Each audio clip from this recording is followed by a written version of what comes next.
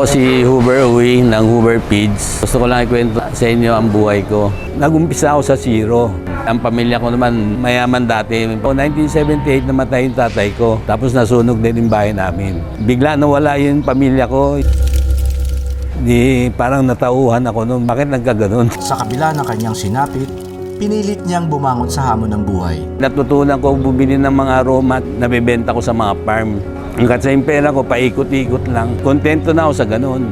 Basta mabuhay ko ng pamilya ko, okay na ako. Nagrent ako ng bodega sa Bukawi. Tapos ang tao ko, 3 lang. Nakikipwesto lang ako. Makalipas ang ilang taon ng sipag at tiyaga ni Huber, ang kanyang nasimulang mag-isa, ngayon isang malaking factory na. Ang Huber Feeds. Sa ako, trabaho lang ng trabaho. Masipag, matyaga. Saka tapat ako sa produkto. Awa ng Diyos, continuous ang pag-boom ko. Tuloy-tuloy talaga ang undat ko.